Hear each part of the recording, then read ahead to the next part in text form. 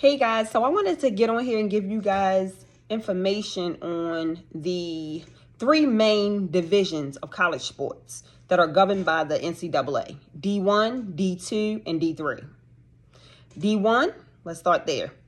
The largest student body, the largest schools, they have the largest budget for sports.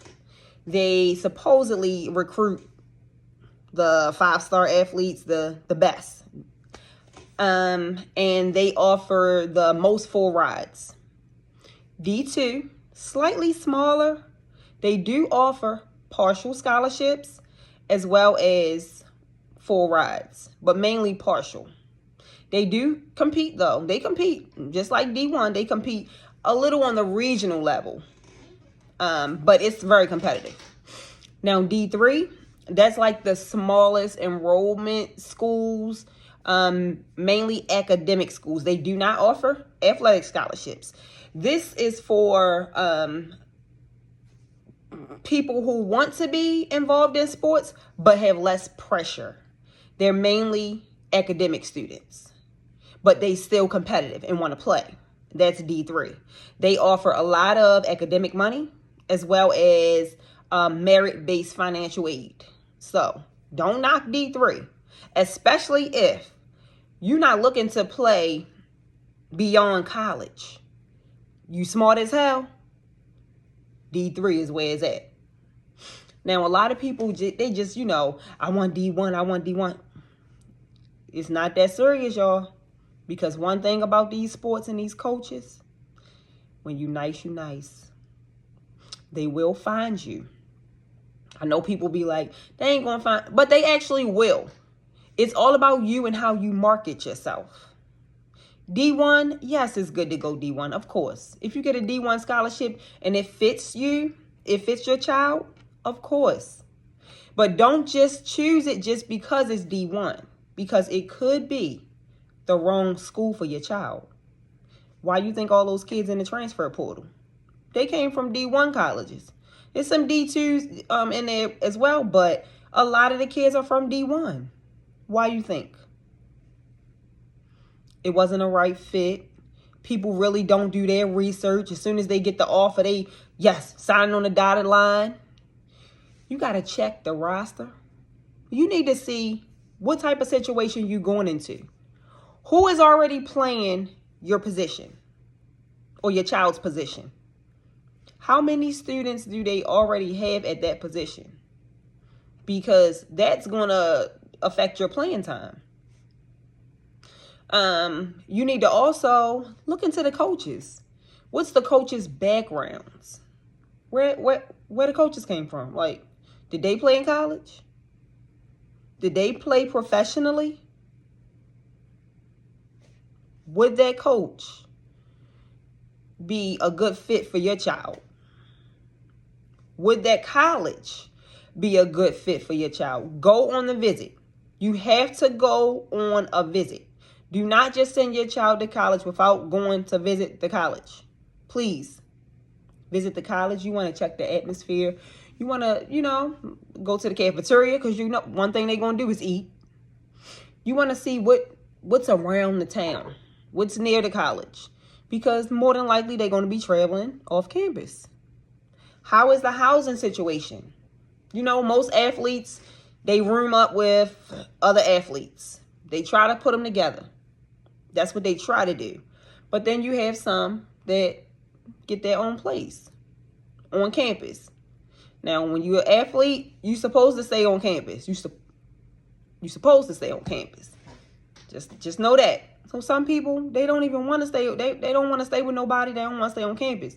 So that's something to think about when you're looking to play college sports. Now, D2.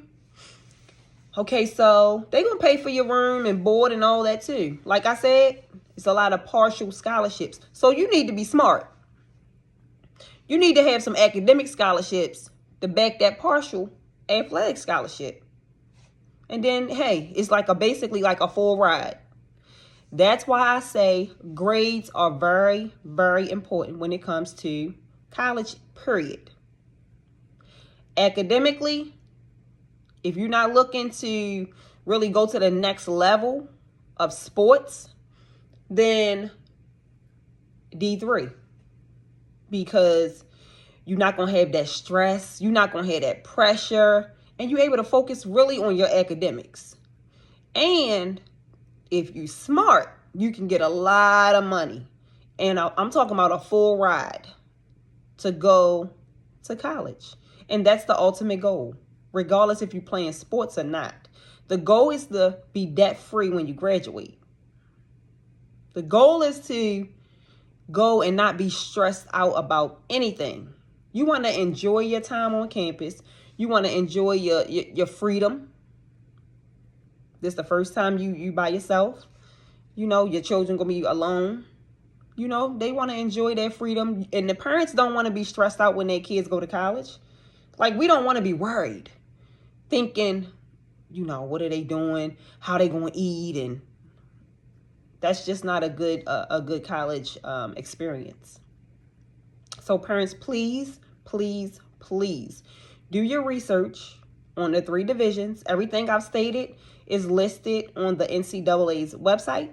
It gives you information on D1, D2, D3. It also gives you information on the junior colleges. Everything that has to do with college sports is listed on the NCAA website. So parents, please do your research before sending your babies to college. It's very important. Yes, the scholarship money, it sounds good, it looks good, but make sure your child is a good fit. You want your child to fit the school. You want your child to be able to get along with the coaches. That's very important because you don't want to put them in a situation where they don't have a voice.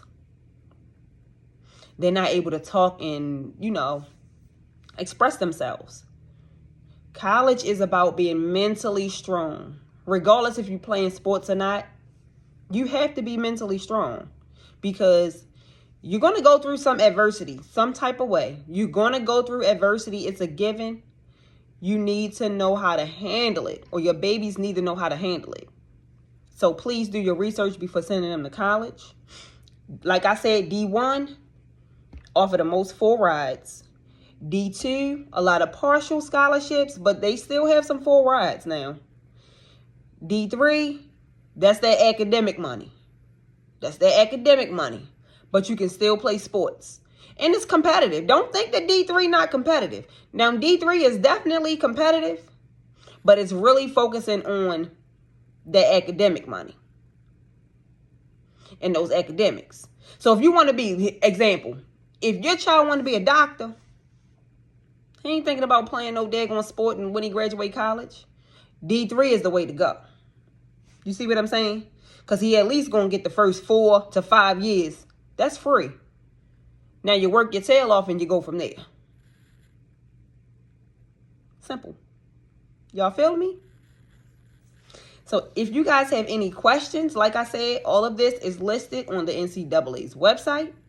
They give you information. They're going to give more information than what I've given. They go in a lot more depth on everything that's offered at these colleges.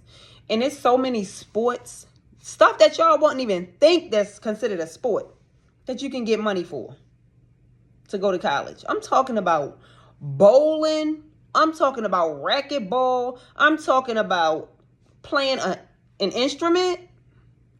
Y'all, it's so much free money out here. It's crazy.